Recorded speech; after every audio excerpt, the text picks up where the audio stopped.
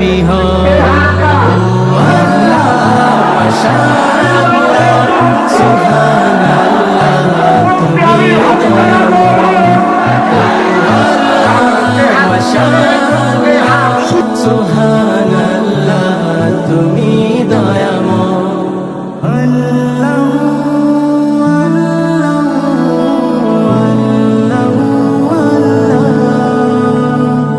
কি আমাদের এমপি সাহেব আসেন আসেন লিল্লাহে তাকবীর। আপনাদের সদরের এমপি মনে হয়, আমাদের তো সদর 3 আসন আর আপনাদের সদর 1 আসন দেখলাম। আমাদের সদরের এমপি সাহেব এসেছেন হাফেজ রাশিদুল ইসলাম, হায়াতে তাজ্জাবা সিহাতে কুল্লিয়া কামনা করছে, আল্লাহ যেন দান করেন। বসেন। শেরপুর জেলার সদর থানার অন্তর্গত কমড়ি বটতলা পশ্চিম কমড়ি এলাকাবাসীর উদ্যোগে তাফসীরুল কোরআন মাহফিলের সম্মানিত সভাপতি জনাব সাইফুল ইসলাম আকন্দ, অবসরপ্রাপ্ত জ্যেষ্ঠ বৈজ্ঞানিক কর্মকর্তা বারমেড হাসপাতাল, প্রধান অতিথি হাফেজ রাশিদুল ইসলাম, মাননীয় জাতীয় সংসদ সদস্য শেরপুর 1, এতক্ষণ যারা আলোচনা রাখলেন সম্মানিত ওলামা ইকরাম, সামনে বসা মুসলমান ভাইরা, পর্দার আড়ালের সম্মানিতা মা এবং বোনেরা, প্রশাসনের ভাইরা, প্রাণপ্রিয় শেরপুরবাসী, আল্লাহর দরবারে শুকরিয়া জানাচ্ছি। প্রচণ্ড এই গরমে রাত প্রায় 11টা বাজে, এত রাত পর্যন্ত যারা ধৈর্য এবং সহ্য নিয়ে বসে আছেন, খুশি হয়ে বলেন আলহামদুলিল্লাহ। ভালো কাজ সবার কাছে ভালো লাগে না, লাগে না। দেশ এবং বিশ্বের দিকে তাকালে আজ মুসলমানদের প্রতি যে অবিচার চলছে, বিশেষ করে আমাদের প্রতিবেশী দেশ ইন্ডিয়াতে, এরা মনুষ্যত্ব ছাড়িয়ে গেছে অনেক আগেই, এখন পশুত্বও ছাড়িয়ে গেছে। আপনি দেখেন মাঝে মাঝে ওখান থেকে মানুষ নামে কিছু কলঙ্ক, তারা এমন এমন কথা বিষ বাষ্প রূপে ছড়িয়ে দিচ্ছে যেন আমরা রাগ করে কিছু রাগের মাথায় করে ফেলি। বাংলাদেশের মানুষ এখন আর আগস্টের 5 তারিখের আগে নেই, আমরা পাল্টিয়ে গেছি নাকি?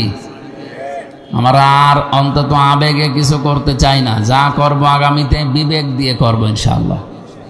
আমাদের ছোট্ট দেশটা নিয়ে যে ষড়যন্ত্র চলছে, আল্লাহুম্মা ইন্না নাজআলুকা ফি নুহুরিহিম ওয়া নাউযু বিকা মিন শুরুরিহিম। তাফসীরুল কোরআন মাহফিল লিখেছেন, আমরা চেষ্টা করব এই 2টি আয়াতের উপরে তাফসীর আকারে কথা বলতে ইনশাআল্লাহ। কোরআনে কারীম যারা শুনতে আসে, আল্লাহর ভাষায় কিছু বুদ্ধিমান এবং কিছু হেদায়েত প্রাপ্ত বান্দা বান্দি দুনিয়াতে আছে। আল্লাহর কাছে হেদায়েত পাবে কারা এবং কারা বুদ্ধিমান হিসাবে বিবেচিত, সূরা জুমারের 18 নম্বর আয়াতে এই তথ্যটা আছে। আল্লাহ রাব্বুল আলামিন বলেন, আল্লাযীনা ইয়াস্তামিউনাল কাওলা ফায়াত্তাবিউনা আহসানা উলাইকাল্লাযীনা হাদাহুমুল্লাহ ওয়া উলাইকা হুম উলুল আলবাব। আল্লাহ পাক বলেন, যারা কোরআনে কারীম শোনে এবং এর উত্তম বিষয়গুলো ইত্তেবা অনুসরণের মাধ্যমে মেনে নেয়। এই ভালো করে শোনা লাগবে, কোন দিকে তাকিয়ে আছেন আপনি? আল্লাযীনা যারা ইয়াস্তামিউন, এটা মজারে, এখন শুনছে, ভবিষ্যতেও যারা শুনবে। 2টা কাল আছে শব্দের ভেতরে, শুধু একজন শুনবে তা না। ইয়াস্তামিউন বহুবচন, এটা বর্তমান এবং ভবিষ্যৎ বলতে কিয়ামত পর্যন্ত এই শব্দটা কোরআনে থাকবে। এই জন্য কিয়ামত পর্যন্ত যত মানুষ দুনিয়ায় আসবে তারা এই আয়াতের মুখাতেব, শ্রোতা। আল্লাহ পাক বলেন, যারা শুনছে এখন, ভবিষ্যৎ বলতে কিয়ামত পর্যন্ত যারা শুনবে। কওলা, এই কওল দিয়ে আল্লাহ তার নিজের কথা বুঝিয়েছেন, তার মানে কোরআন শরীফ। শোনার পরে কি করে তারা? ফায়াত্তাবিউনা আহসানা, এর ভেতরে উত্তম যে বিষয়গুলো আছে এগুলো তারা অনুসরণের মাধ্যমে মেনে নেয়। আর আমি বিশ্বাস করি এই নিয়ত নিয়েই আপনারা এসেছেন। কোরআনে যে কথাগুলো এখন উত্তম বিষয় হিসাবে বিবেচিত হবে, আপনাদের সামনে অন্তত উপস্থাপন করা হবে, এটা শোনার পরে আপনি মেনে নেবেন। কিভাবে মানবেন? শুধু শুনলেন এক কান দিয়ে আর এক কান দিয়ে বের হয়ে যাবে না, বিষয়টা এমন না। এ শোনার পরে আপনার প্র্যাকটিক্যাল লাইফে আপনি পঙ্খানু মেনে আল্লাহকে দেখাবেন। এই শর্ত দুইটাকে যদি মেনে নিতে পারে, উলাইকাল্লাযীনা হাদাহুমুল্লাহ, ইসমে ইশারা দিয়েছেন আল্লাহ, মনে হচ্ছে তার কুদরতের আঙ্গুল এই শেরপুর সদর থানার এই কমড়ি বটতলার দিকে এই মানুষের যারা এখানে বসে আছে তাদের দিকে ইঙ্গিত দিয়েছে যে এই মানুষগুলো, আল্লাহ বলছেন এই মানুষগুলোকে আমি আল্লাহ নিজে হেদায়েত দান করি। এখানে আল্লাহ নিজে কর্তা, ফাইল। এখানে কয়েকটা প্রশ্ন অলরেডি এসে গেছে, আপনারা হয়তো অনেকে টের পাননি, আলেমরা টের পেয়েছেন। উলাইকাল্লাযীনা হাদাহুমুল্লাহ, আল্লাহ পাক বলেন এই মানুষগুলোকে আমি আল্লাহ হেদায়েত দেই। বলেন তো এখানে সরাসরি হেদায়েত দেওয়ার মালিকানা কার? অন্য কারো হাতে আছে? নেই। যদিও আমাদের এই সমস্ত দেশগুলোতে হেদায়েত দেওয়ার মালিকানা আমরা অনেকেই দিয়ে দিয়েছি, আরে ময়মনসিংহ বিভাগে এগুলো আরো বেশি। কি কথা বললেন? মনে করছেন হুজুর কোনো খবর রাখে না? না, সব খবর আমার কাছে আছে। বাংলাদেশে যে সমস্ত জেলায় সবচাইতে বেশি বেদাত হয় তার ভেতরে চট্টগ্রাম বিভাগে, এরপরে ময়মনসিংহ বিভাগে। এরা আর যাই করুক বেদাতে এগিয়ে আছে। এই বেদাত গুলো বেশি হওয়ার কয়েকটা কারণও আছে, আমি সামনে এখনই বললে হয়তো উঠে চলে যাবেন, এই জন্য পরে বলবো। আগে বেঁধে ফেলি তারপরে।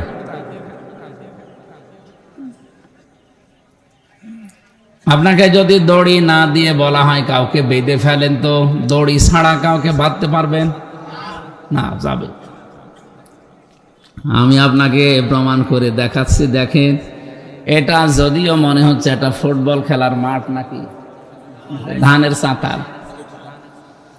এই ধানের খোলাটা অলরেডি সেই জোহরের পর থেকে অন্তত এখন পর্যন্ত যতক্ষণ কোরআনের আলোচনা চলবে এখানে, এই সময়ের জন্য এটা নবীর হাদিস অনুযায়ী জান্নাতের বাগান হয়ে গেছে। এটা বিশ্বাস করেন কারা কারা? দেখি হাত তোলেন তো। ঠিক আছে, অনেকে হাত তোলেনি, তার আমাদের দরকার নেই, আপনারা নামান। তো বলেন যে মানুষগুলো বিশ্বাস করলেন 100% যে এটা নবীর কথা অনুযায়ী এখন কিছু সময়ের জন্য জান্নাতের বাগান। আর আমরা হাদিস আর কোরআনের ব্যাখ্যা যতটুকু জানি, জান্নাতে কোনো জাহান্নামী মানুষকে আল্লাহ প্রবেশ করাবে না। কোন মানুষ যদি একবার জান্নাতে যেতে পারে, কোনদিন আল্লাহ তাকে বের করে দেবে না, আর ওই লোকটা বের হতেও চাইবে না। সুবহানাল্লাহ, জোরে বললো। ওরে যদি এখন বলি যে কোন জায়গায় আছে এটা বলেন তো, ও বলতে পারবে? সে মোস্তফা মাস্টার না? ও না, মাস্টার তো এখানে। সারা জীবনে যে জ্ঞানের আলো ছড়িয়েছে, কত ছাত্রকে আপনাদের এলাকায় উনি মানুষের মতো মানুষ বানানোর জন্য জ্ঞান দিয়েছে। বয়সের একটা বার্ধক্যের শেষ প্রান্তে এসে গেছে, আল্লাহ জানে ইমানের সাথে এই দুনিয়ায় টিকিয়ে রাখেন মোস্তফা মাস্টারকে। ওনার কারণে আজকে মূলত আসা। জরুরি ক্ষোভ না থাকলে নবীজি এসার পরে এভাবে রাত জেগে থাকতে নিষেধ করেছেন। বিজ্ঞানও এখন প্রমাণ করে দেখছে যে রাত জেগে থাকার কারণে বহু রোগ শরীরে জন্ম নেয়। উনি তো ডাক্তার মানুষ, যেন আগামী থেকে এই সমস্ত অনুষ্ঠানগুলোতে আমাদের শহীদ আল্লামা দেলাওয়ার হোসাইন সাইদি রহমতুল্লাহ আলাইহি উনি যেভাবে অনুষ্ঠান করতেন, ওয়াজ মাহফিল, তাফসির মাহফিল, ওইভাবে করবেন। ওনার মাহফিলগুলোতে আমরা দেখতাম এসার পরে উনি উঠলে রাত 9:30 10টায় শেষ হয়ে যেত। মানুষ হইতো না, নাকি হয়তো? মানে কি এর চাইতে 50 ডবল মানুষ হইতো। তার এত বড় শ্রোতার বিশাল বহর যদি রাত 10টায় মাহফিল শেষ হয়ে যায়, আর আমরা কি ওয়াজ করি যে 1-1.5 ঘন্টায় আমাদের ওয়াজই সাটে না। আমাদের কথার ভেতরে তো কোনো মাল নেই, আমি বলেই যাই আপনি শুনেই যান, ওই রকম আমরা করবো না। আমরা কথা 10 মিনিট বললে ওখান থেকে অন্তত 10টা শিক্ষা বের করবো ইনশাআল্লাহ। আমি যে দড়ি ছাড়া বেঁধে ফেলার কথা বলতে যেই হাদিস এবং আয়াতের উদ্ধৃতি দিচ্ছি, উনি সুবহানাল্লাহ ওখান থেকে সরে বললেন, অথচ ওনারে জিজ্ঞাসা করলে বলতে পারছে না। এটা সূরা কাহাফের ভেতরে আছে 108 নম্বর আয়াতের শেষের দিকে এই শব্দটা আপনি দেখবেন, খালিদিনা ফিহা লা ইয়াবগুনা আনহা হিওয়ালা। আল্লাহ বলেন, আমি যদি কাউকে জান্নাতে প্রবেশ করাই, ও চিরকাল সেখানে থাকবে, ওকে আমি আল্লাহ কোনো দিন বের করে দেব না, আর ওই লোকটা বের হতেও চাইবে না। এর আগে আপনারা নিজেরা বললেন এটা নবীর ভাষায় জান্নাতের কি, আরো জোরে বলে, আর জান্নাতে কোনো জাহান্নামী মানুষকে আল্লাহ প্রবেশ করাবে না। তাহলে এখানে অন্তত এই হাদিস আর আয়াত অনুযায়ী বিশ্বাস করতে পারি আমরা যারা এসেছি আমরা সকলে জান্নাতি। এখন এটা যদি জান্নাতের বাগান মনে করেই এসে জান্নাতি হয়ে যান, আপনি বলেন এখন জান্নাত থেকে আপনি তো বের হয়ে যাবেন নাকি? ও যে একজন চলে যাচ্ছে, তার মানে ওর জান্নাত ভালো লাগছে না। আপনাকে তো আল্লাহ বের করে দেবে না জানিয়েছেন, লা ইয়াবগুনা আনহা হিওয়ালা। কোনোদিন আল্লাহ জান্নাত থেকে কাউকে বের করে দেয় না, আর লোকটা জীবনে কোনোদিন বের হতে চাইবেও না। এই জন্য আমি কিন্তু আপনাদের এখন অলরেডি দড়ি ছাড়া বেঁধে ফেলেছি, চলে গেলেই আপনি মুসিবতে পড়বেন। আপনি যে বললেন দড়ি ছাড়া বাঁধা যায় না, আমার ভাইরা, হেদায়েত দেওয়ার একচ্ছত্র মালিকানা আল্লাহ নিজের হাতে রেখে দিয়েছেন, নবীজির হাতেও দেননি। এই পৃথিবীতে আল্লাহ কোন নবীর হাতে যদি হেদায়েত ছেড়ে দিতেন, হযরত নূহ আলাইহিস সালামের সন্তান কেনান জাহান্নামে যেত না, হযরত লূত আলাইহিস সালামের স্ত্রী জাহান্নামী হয়ে যেত না। আমি এখান থেকে একটা শিক্ষা অলরেডি বের করেছি, আপনাদেরকে কয়েক মিনিটে এই শিক্ষাটা দিতে চাই। রব্বুল আলামিন বলেন, হযরত লূত আলাইহিস সালামের জামানায় 2 জন ফেরেশতাকে পাঠিয়েছিলাম। তারা আসরের সময় এসে বলে, আল্লাহর নবী লূত, উম্মত যা আছে সব এখান থেকে নিয়ে চলে যান, আমরা আল্লাহর গজব এখানে নাযিল করব, কিন্তু সাবধান, আপনার স্ত্রীকে এখান থেকে আপনি নিয়ে যেতে পারবেন না। ফাআনজাইনাহু ওয়া আহলাহু ইল্লা ইমরাতাহু কানাত মিনাল গাবিরিন। এটা সূরা আরাফের ভেতরে আছে 83 নম্বর আয়াতে আল্লাহ তাআলা বলেন, যারা আছে সবাইকে নিয়ে আপনি এখান থেকে চলে যাবেন, মাগরিবের পরে আল্লাহর গজব এখানে নাযিল হবে, কিন্তু ইল্লা ইমরাতাহু, আপনার স্ত্রীকে নেবেন না। কানাত মিনাল গাবিরিন, সে পশ্চাৎ গমনকারীদের পৃষ্ঠপোষকতা করত, তাদের দলে ভারী ছিল সে। এদের তাফসীর পড়তে গিয়ে ফি জিলালিল কোরআনে মুফাসসির লিখেছেন, হযরত লূত আলাইহিস সালামের স্ত্রীর চরিত্র খারাপ ছিল না, খারাপ ছিল। এই যে এতটুকু যে বললাম, আপনি বললেন না, কি বিশ্বাসে বলেছেন বলেন তো?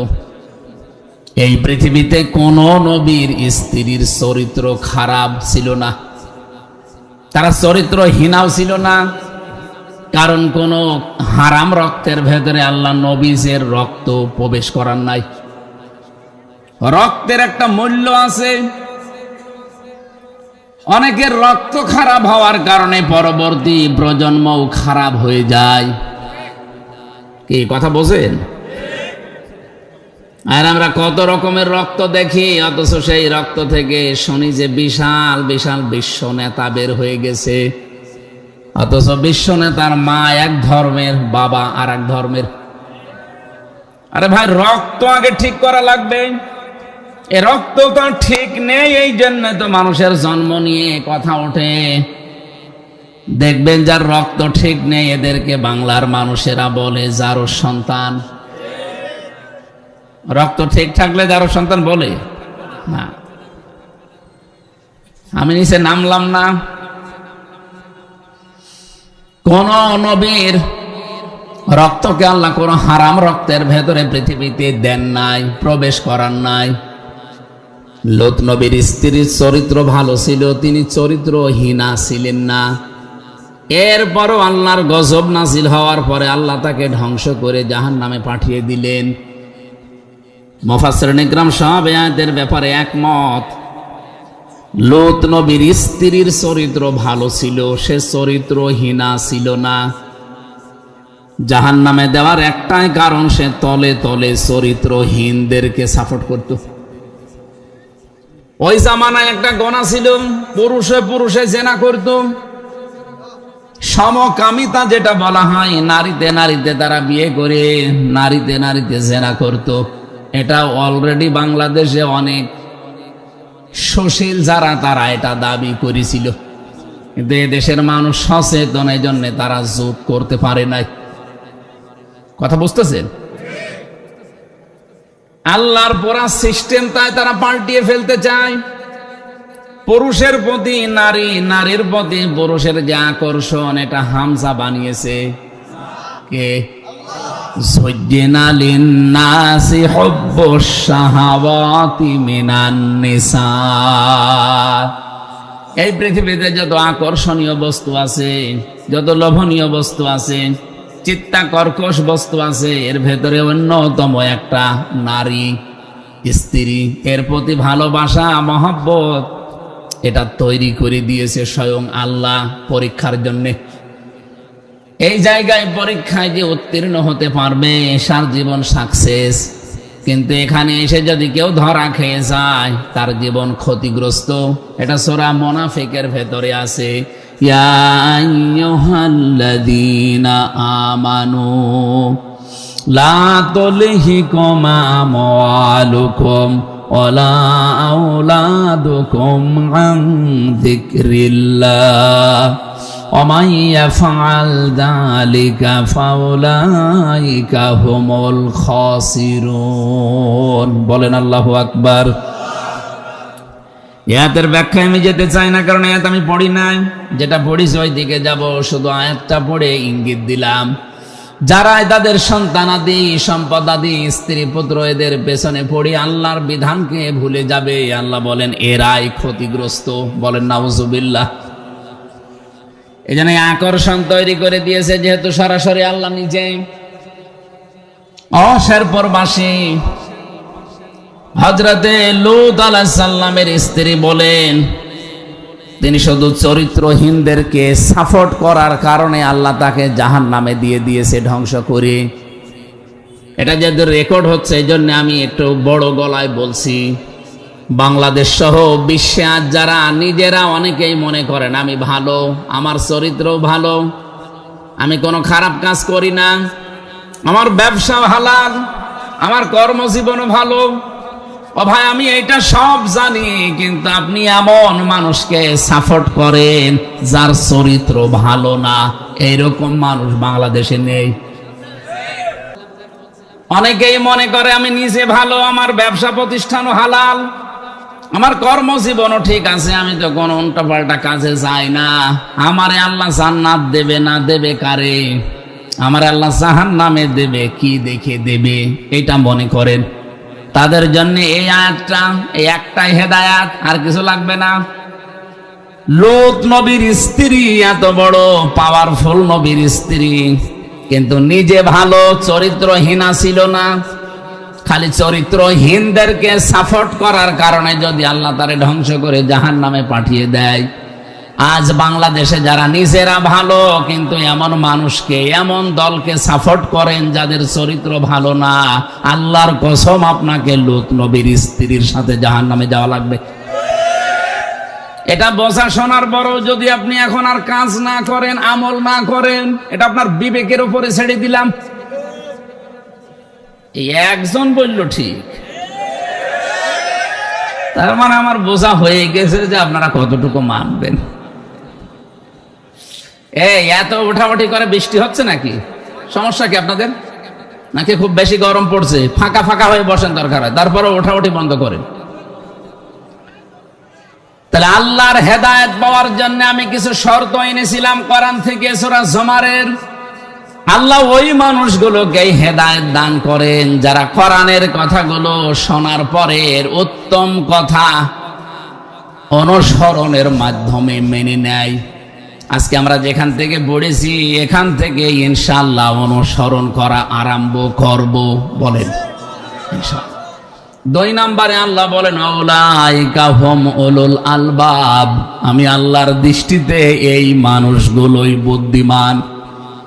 এই শেরপুর এলাকায় বহু মানুষ আছে বুদ্ধিমান, আমরা মনে করি যাদের 10 তলা বিল্ডিং আছে, যাদের ব্যবসা প্রতিষ্ঠান অনেক বড়, বিশাল বিশাল ইন্ডাস্ট্রিজের মালিক, ক্ষমতার চেয়ারে বসে আছে, মনে করি যে এরা মনে হয় অনেক বুদ্ধিমান।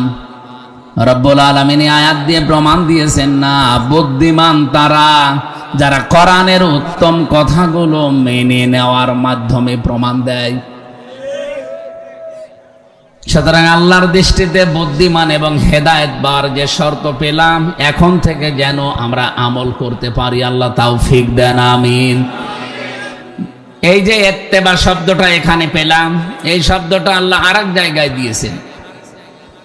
অনুসরণ করার ক্ষেত্রে আল্লাহ রাব্বুল আলামিন শুধু নিজের নাম, তার মানে কোরআন, আল্লাহ পাক তার নিজের নাম মানে তার কথাগুলো কোরআনে দিয়েছেন।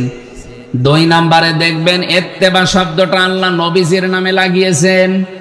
এটা একটা বহুল প্রচারিত আয়াত, পরিচিত আয়াত। কুল ইন কুনতুম তুহিব্বুনাল্লাহা ফাত্তাবিউনি ইউহিব্বুকুমুল্লাহ। এটা সেই জন্মের পর থেকে আমরা অনেকে শুনেছি। এখান থেকে কয়েকটা শিক্ষা অলরেডি আমি কি গো, একটু ক্লাস এইভাবে করা যায় না? বৃষ্টি পড়ছে, এখন বৃষ্টি পড়ছে বললে আপনাদের খবর আছে। বললাম যে 9টার সময় তুলে দে, না এখন বৃষ্টি পড়ছে, দিলে এইভাবে করে ক্লাস হয়? বলেন তো, একটা জিনিস বোঝাতে হলে তো ধীর স্থিরতা লাগে, নাকি ধর তক্তা মার পেরে করবো? এইভাবে করলে হবে? সামনে একটা বিশাল দিবস আসতেছে, মুসলমানদের 2টা যে খুশির দিন, তার ভেতরে একটা ঈদুল আজহা। এই বছরে বছরে আসবে, আর আমরা শুধু গরুর গোশত, ছাগলের গোশত খেয়ে শেষ করে দেব নাকি? না, কেন আসে সেই কথাটা, যেহেতু বৃষ্টি আসছে, আমি এক কথা শিক্ষাটা এখন আমাদের দরকার। আজকের যে আয়াতগুলো পড়েছি 99, এই আয়াতগুলোর শেষের দিকে আপনি দেখবেন সূরা সফফাতের ভেতরে ফালাম্মা আসলামা ওয়া তাল্লাহু লিল জাবিন। এটা আজকে আমি নামাজে পড়ছিলাম, এশার নামাজে। নামাজের ভেতরে এই খেয়াল আসছিল, যদি এটা আজ বাংলাদেশে আমরা মেনে নিতে পারতাম, তাহলে যে কোরবানির ঈদ, ঈদুল আজহা আসতেছে, এটা এক ঈদেই সাকসেস হয়ে যেত। আল্লাহ বলেন 2 জন নবীর নাম এখানে দিয়েছি, আসলামা, 2 বছর। হযরত ইব্রাহিম এবং ইসমাইল, এই 2 জন যখন এগ্রি হয়ে গেল, রাজি হয়ে গেল, সম্মত হয়েছে, কি করার জন্যে? আল্লাহর একটা বিধান পালন করার জন্যে। এখানে সন্তানকে কোরবানি দেওয়া লাগবে, বিধান কার? আরো জোরে বলেন। এই বিধানটা পালন করতে ইব্রাহিম যেমন এগ্রি হয়েছে, রাজি হয়েছে, ইসমাইলও রাজি। আতাল্লাহু লিল জাবিন, তাকে জবাই করার জন্য অলরেডি শুইয়ে দিয়েছে। আমি এখান থেকে বের করেছি, আজ বাংলাদেশে 1628 জন মানুষ দায়িত্বে আছে, আর আমরা আছি 350 এমপি। এই মানুষগুলো যদি ইব্রাহিম নবীর ভূমিকা আমরা এবার পালন করতে পারি, 18 কোটি জনগণ যদি এবার ইসমাইল নবীর ভূমিকায় আসতে পারে, বাংলাদেশে এবার ইসলাম কায়েম হয়ে যাবে। তার মানে আল্লাহর নবী ইব্রাহিম মাত্র একটা বিধান পালন করার জন্য 86 বছর বয়সে পাওয়া একটা সন্তানকে তিনি জবাই করতে উদ্যত হয়ে গেছেন, রাজি হয়ে গেছেন। বলেন তো, এখানে হযরতে ইব্রাহিম নবী যদি বলতেন আমি জবাই করব, কারণ বিধান আল্লাহর, কারো দিকে তাকাবো না। ইসমাইল নবী যদি বলতেন না আমি জবাই হব না, আপনি তো সারা জীবন আমার খোঁজই নেননি, ছোটবেলায় রেখে এসেছিলেন মরুভূমিতে, এই 13 বছর বয়সে এখন এসেছেন জবাই দেওয়ার জন্য। আপনার মতো বাপ আমার দরকার নেই। উনি যদি দৌড় দিতেন, বলেন তো আল্লাহর বিধান পালন হতো? বলেন বলেন। ইসমাইল নবী যদি বলতেন আমি যেহেতু আল্লাহর নবী আর আমি বলেই ফেলেছি সাতাজিদুনি ইনশাআল্লাহু মিনাস সাবিরিন, এর আগের আয়াতে আছে, সুতরাং আমি আল্লাহর বিধান পালন করতে রাজি আছি, বাবা আপনি জবাই করেন। ইসমাইল নবী যদি বলতেন এত বছর বয়সে পাওয়া সন্তান আমি জবাই করতে পারবো না, আল্লাহর বিধান পালন হতো। বাংলাদেশে 55 বছর স্বাধীনতার পরে একটা বিধানও রাষ্ট্রীয়ভাবে কায়েম হয়নি, অথচ অনেকগুলো বিধান কিন্তু এই দেশে কায়েম করা সম্ভব। এই দেশে যারা চাঁদাবাজি করে, সংসদ যদি 7 তারিখে বসবে, আমরা যদি 350 এমপি আছি, বিশেষ করে 300 যারা নির্বাচিত, যদি ওখানে নোটিশ আকারে একটা আইন আমাদের সামনে আসে যে চাঁদাবাজি চান না কারা কারা হাত তোলেন, 300 এমপির 300 নি হাত তুলবে। কেউ চাই এমনকি যে চাঁদাবাজি করে সেও হাত তুলে বলবে স্পিকার আমিও আসি, চাই না। কিন্তু 55 বছরে চাঁদাবাজি বন্ধ হয়েছে, এই কথা বলো না কেন? এটা তো সবাই চাচ্ছে, সরকারি বেসরকারি এমনকি স্বতন্ত্র যারা, সবাই একমত যে না এটা আমরা চাই না, তে আইন পাশ হয় না কেন? মাদকের বিরুদ্ধে ছিল টলারেন্স দিয়েছে স্বরাষ্ট্রমন্ত্রী, ওখানে 300 এমপির 300 জনই আমার মনে হয় যারা কথা বলতে আমরা বেরিয়েছি, প্রত্যেকেই এই কথা ছিল মাননীয় স্পিকার আমার এলাকা শেষ। কি হয়েছে? মাদক। আমি কয়েকদিন আগে ডিসি সাহেবকে প্রায় 37 জনের একটা লিস্ট দিয়েছি যে খুচরা এবং পাইকারি মাদক বিক্রি করে এই এই স্পটে এরা এরা। উনি বলছে ঠিক আছে আমি অ্যাকশন নিচ্ছি। ও আল্লাহ, যেদিন আমি দিলাম নালিশ, তারপরে দেখি আমার কাছে এসে ওই মানুষগুলো বলছে আমাদের নামে নালিশ দিয়েছেন, ওরাই তো আমাদের কাছে মাল খায়, আমি নালিশ দেবো কার কাছে? অথচ 0 টলারেন্স এই দেশে ঘোষণা হয়ে গেছে। স্বরাষ্ট্রমন্ত্রী যেখানে এর বিরুদ্ধে, বলেন তো এই শেরপুর উপজেলাতে কোথায় কোথায় মাদকের স্পট আছে? কারা কারা বিক্রি করে খুচরা, কারা কারা কেনে, কারা কারা খায়? এটা মাদক নিয়ন্ত্রণ অধিদপ্তর এ জেলায় নেই, আছে। কি করে তারা? প্রশাসন সব জানে কার কার কোন জায়গায় কি হয়, কিন্তু মানুষগুলো উদ্যোগ নেয় না কেন? কারণ সিভিল পোশাকে যে রাতের বেলা ওরাই ওখান থেকে ভাগ নিয়ে আসে। আমার মনের ভেতরে খুব একটা আশা জন্মিয়েছে, আশা জেগেছে। 7 তারিখে অধিবেশন বসলে কোন এমপি যদি একবারে বলে মাননীয় স্পিকার আমরা মাদক নিষিদ্ধ চাই, এটা রাষ্ট্রীয়ভাবে আইন পাশ করেন, আমার মনে হয় আমরা যারা 300 জন হাত তুলতে চেয়ে ঠ্যাং তুলে ফেলবো। ওখানে তো হাত তুলতে বলে, আর হ্যাঁ রাজি আছেন কিনা বলেন, ও সব বলবে যে হ্যাঁ, কারণ প্রত্যেকের একই অভিযোগ যে আমার এলাকা শেষ। এই 55 বছরেও কি বাংলাদেশে মাদক নিষিদ্ধ হয়েছে? এই জন্য আমরা চাই এই 1628 জন আর আমরা 350 জন এবার এই কোরবানির শিক্ষায় ইব্রাহিম নবীর ভূমিকায় আসবো। 18 কোটি জনগণকে চায় তারা যেন ইসমাইলের ভূমিকায় চলে আসে। আল্লাহর বিধান যেখানে যেটা পাবো, দলমত দেখা দেখে নিয়ে আমরা মেনে নিতে বাধ্য। কারণ আমরা আমাদের ইব্রাহিম নবীর সন্তান, আমাদের ভাই ইসমাইল নবী অলরেডি বলেই ফেলেছেন সাতাজিদুনি ইনশাআল্লাহু মিনাস সাবিরিন। এর আগের শব্দে আছে ফালাম্মা বালাগা মাআহু সা'য়া ক্বালা ইয়া বুনাইয়া ইন্নী আরা ফিল মানামি আন্নী আযবাহুকা ফানজুর মাযা তারা ক্বালা ইয়া আবাতি ফাআল মা তু'মার। এই শব্দটা হযরত ইসমাইলের। ক্বালা ইয়া আবাতি ফাআল মা তু'মার, হে বাবা যেটা আদিষ্ট হয়েছেন আপনি পালন করেন। আমরা দায়িত্বশীলদেরকে বলতে চাই, দেশের সার্বভৌমত্ব, দেশের শান্তি শৃঙ্খলা, স্বস্তি, নিরাপত্তা এগুলো রক্ষা করার জন্য যা করা লাগে আপনারা তাই করেন। আমরা ইসমাইলের ভূমিকায় জীবন দিতেও রাজি আছি।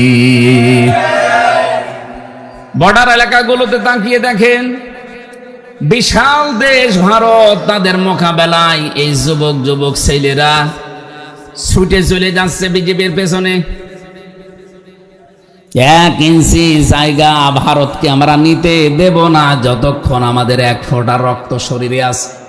আমি আজকে ভিডিও দেখছিলাম, ওটা চাঁপাই নবাবগঞ্জে অলরেডি না কুড়িগ্রামে, লালমনিরহাট কুড়িগ্রাম ওই লাইনে ভারতের যে বিএসএফ আছে ওরা অলরেডি নিয়ে আসতেছে অস্ত্র তাক করে, আর এরা হাতে একটা লাঠি নিয়ে দৌড়িয়ে চলে যাচ্ছে। ওরা পালিয়ে বাঁচছে না জয় শ্রীরাম বলতে বলতে। আমাদের বিশাল প্রতিবেশী দেশকে আমরা এই ছোট্ট অনুষ্ঠান থেকে যেহেতু রেকর্ড হচ্ছে বাতাসে ভেসে চলে যাবে, তাদেরকে আমরাও ভালোবাসি, চাই তারা শান্তিতে থাক, আমাদেরকেও শান্তিতে থাকতে দিক। আমাদের এই ছোট্ট ভূখণ্ডের শান্তি যদি কেউ নষ্ট করতে চান, আল্লাহর কসম আমরা তাদেরকেও শান্তিতে থাকতে দেব না। টান দেওয়ার জায়গা কিন্তু আমরা জানি, 7 সিস্টার খান খান হয়ে যাবে। আমার একটা বুদ্ধি মাথায় এসেছে, আমার মনে হয় বাংলাদেশে বিভিন্ন আওয়াজ ওঠে, এই আওয়াজটা খুব তাড়াতাড়ি তোলা দরকার, যে ভারতের যে সমস্ত নাগরিকরা বাংলাদেশে ওয়ার্ক পারমিট পেয়েছে তাদের এইগুলো বন্ধ করা লাগবে। একটু আওয়াজ তুলে দেখেন, সারা দেশে যদি প্রত্যেকটা জেলা থেকে আওয়াজ উঠতে থাকে, দাদা যারা লাফালাফি করছে ওদের গলা বাজি বন্ধ হয়ে যাবে।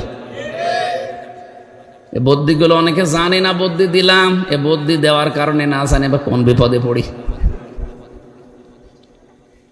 বৃষ্টি মনে হয় বন্ধ হয়ে গেছে,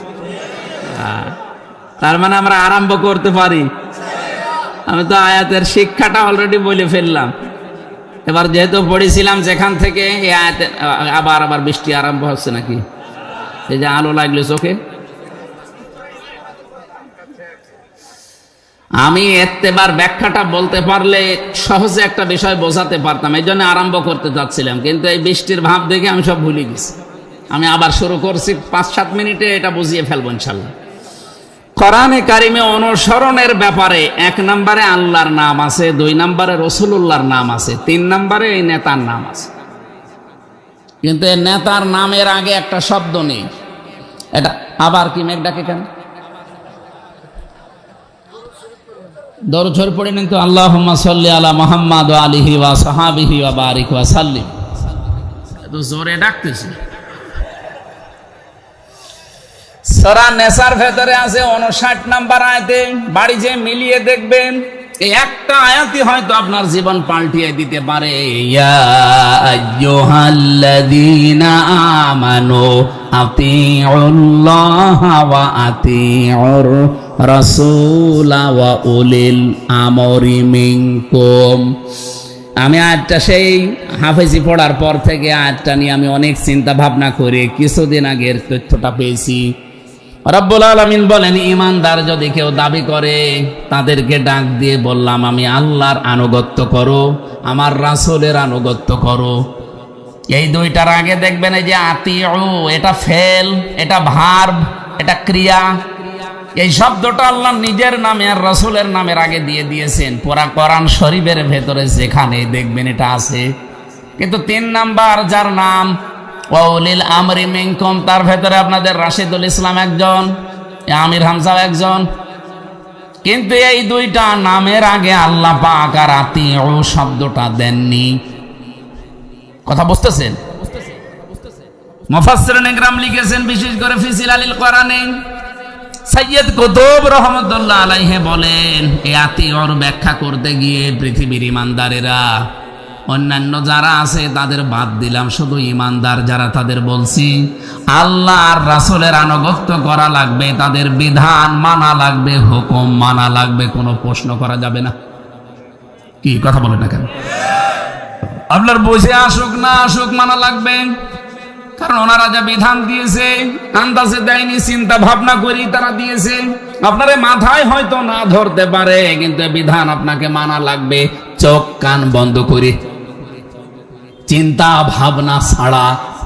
পৃথিবীতে একজন মানুষকে মানা যায়, চিন্তা ভাবনা করা যাবে না, সেটার নাম হচ্ছে মুহাম্মাদুর রাসূলুল্লাহ সাল্লাল্লাহু আলাইহি ওয়াসাল্লাম। কিন্তু এই যে আত্মীয় শব্দটা 3 নম্বরে আর যে নেতাদের আগে আল্লাহ দেয়নি, এই কারণেই, কারণ কোন নেতাকে মানতে হলে ওটা যদি আপনার বাবাও হয়, চিন্তা ভাবনা করে মানা লাগবে ও আল্লাহ রসুলকে মানে কিনা।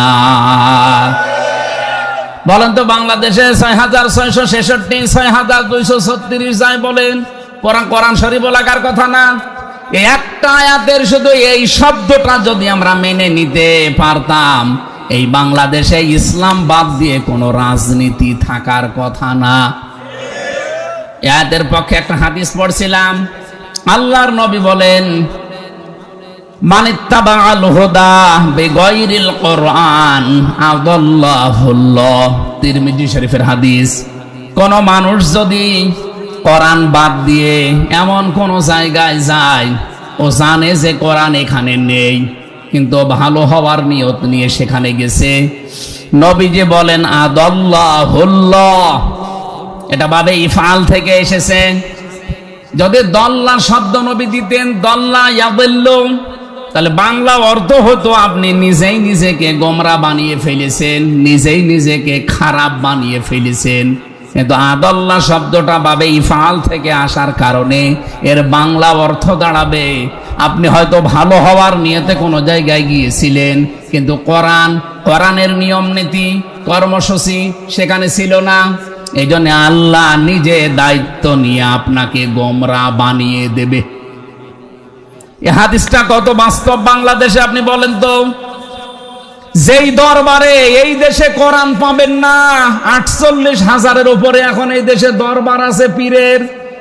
আমি আপনাকে নিষেধ করছি না যেতে ভালো হতে চান, কিন্তু কোরআন যেখানে নেই, কোরআনের নিয়ম নীতি নেই, ওখানে যদি আপনি ভালো হওয়ার নিয়তেও যান, আপনাকে খারাপ বানাবে কে? আরো জোরে বলেন। তাহলে আজকে থেকে আর যাওয়া যাবে যেই দরবারে কোরআন নেই, ওখানে ভালো হওয়ার নিয়তেও যাওয়া যাবে? বলেন বলেন। কারণ ওখানে গেলে আমাকে খারাপ বানিয়ে দেবে কে? হামজা বানাবে না, রাশেদ বানাবে না, কে বানাবে? আল্লাহ নিজে আপনাকে গোমরা বানিয়ে দেবে। আর আল্লাহ যদি কাউকে খারাপ বানিয়ে দেয়, ওকে ভালো বানাতে পারে আর কেউ আছে? আর একটু আগাবো, মানবেন তো? মানবেন? এই হাদিসের দ্বিতীয় ব্যাখ্যায় এখান থেকে আপনি বুঝে ফেললেন যে পীরের দরবারটা আমার বাবা বানিয়েছিল, আমার বাবা ছিল পীর, আমি এখন গদ্দিনশীন পীর। কিন্তু আমার এই দরবারে যদি কোরআন না থাকে, কোরআন কায়েমের কোনো আন্দোলনের কথা নেই, কর্মসূচি নেই, তাহলে এখানে যারা আসবে তাদেরই খারাপ বানিয়ে দেবে স্বয়ং আল্লাহ। বাংলাদেশের ৭৩টার উপরে এখন দল চলছে, মনে করেন ৪৯টা শুধু নিবন্ধিত। যেই দলের কর্মসূচিতে কোরআন নেই, কোরআনের নিয়ম নীতি চলে না, ওই দলের প্রতিষ্ঠাতা যদি আমার বাবাও হয়, ওই দলে আমি নেই। ওখানে থাকলে আমাকে খারাপ বানাবে কে? দ্বিতীয় যেটা বললাম, এটা যারা মেনে নিতে পারবেন তারা হাত তোলেন। লিল্লাহে তাকবীর। এই দেখেন তো হাত তোলেনি কে? না, অনেকে হাত তোলেনি, কারণ ও বুঝে ফেলিস। হ্যাঁ ঠিক আছে, আলহামদুলিল্লাহ। আমার মনে হচ্ছে ওয়াজ হয়ে গেছে। এই আয়াতের এই আতিউ শব্দটা আর হাদিসের এই আদাল্লাহুল্লাহ শব্দটা যদি আমরা মেনে নিতে পারি, আল্লাহর কসম আর ওয়াজ করার দরকার নেই। কারণ এই দেশে কোরআন যেখানে নেই, ওখানে আমি জেনে শুনে জীবনেও যাব না। ওখানে গেলেই খারাপ বানিয়ে দেবে হামজা কে? আরো জোরে বলেন। আল্লাহ রাসূলকে মানা লাগবে অন্ধভাবে, কোনো চিন্তা ভাবনা করা যাবে না। কিন্তু আল্লাহ রাসূলের পরে যারাই নেতৃত্ব দেবে, সে যেই হোক না কেন, বিশ্বাস করেন তাকে জীবনেও আন্দাজে মানা যাবে না, সে আমার বাবা হলেও। খলিফাতুল মুসলিমিন হযরত ওমর রাদিয়াল্লাহু তাআলা আনহু একটা চিঠি পাঠিয়েছিলেন। হযরতে সাদ ইবনে আব্দুল্লাহ রাদিয়াল্লাহু তাআলা আনহুর বিয়ের খেজুর বিতরণ করা হয়ে গেছে, বিবাহের অলিমা চলছে। কাছে দেশে চিঠিটা দেওয়ার পরে উনি পড়লেন, ওখানে লেখা ছিল, আমি ওমর বলছি খলিফাতুল মুসলিমিন, এই মুহূর্তে তোমাকে জিহাদের ময়দানে যাওয়া লাগবে, তোমাকে সেনাপতির দায়িত্ব নিয়ে পাঠাবো, তাড়াতাড়ি সেখানে আসো, চলে আসো। উনি চিঠিটা মুরব্বীদের সামনে শোনালেন যে এই যে চিঠি পাঠিয়েছে হযরত ওমর, আমি এই মুহূর্তে চলে যেতে চাই।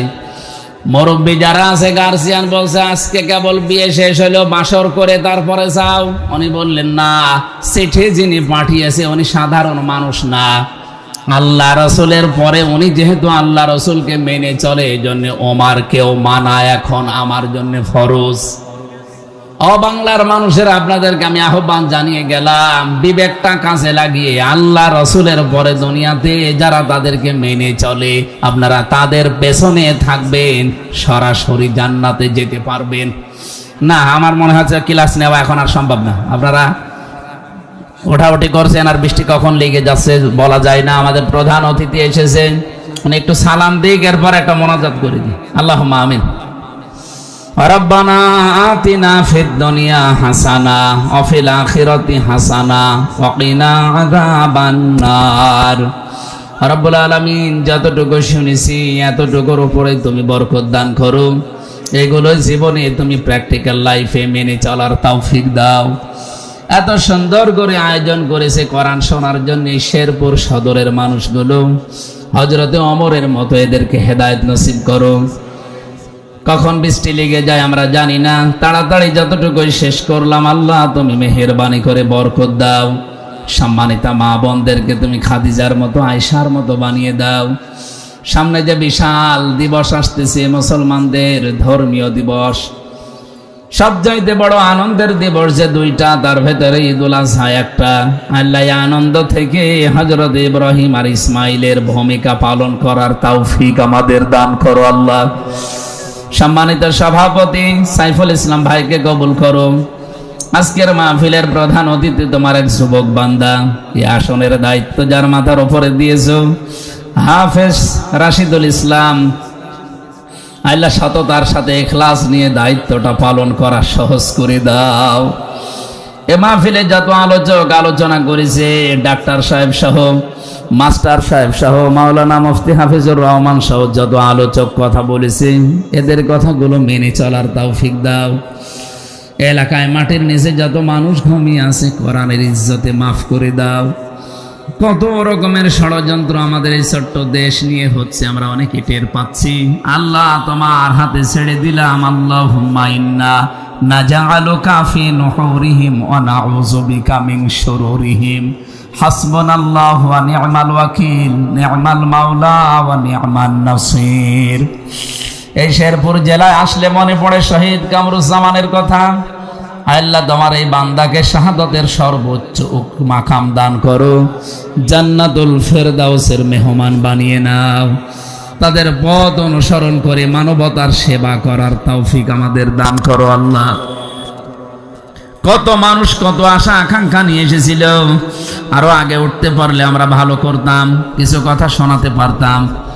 কখন বৃষ্টি লেগে যায়, অন্ধকার হয়ে আসছে, আল্লাহ শেষ করে দিয়েছি। আমাদেরকে তুমি কবুল করো, জীবনের শেষ কথা যেন বলতে পারি লা ইলাহা ইল্লাল্লাহু মুহাম্মাদুর রাসূলুল্লাহ। এই অন্ধকার হয়ে আসছে, যান চলে যান।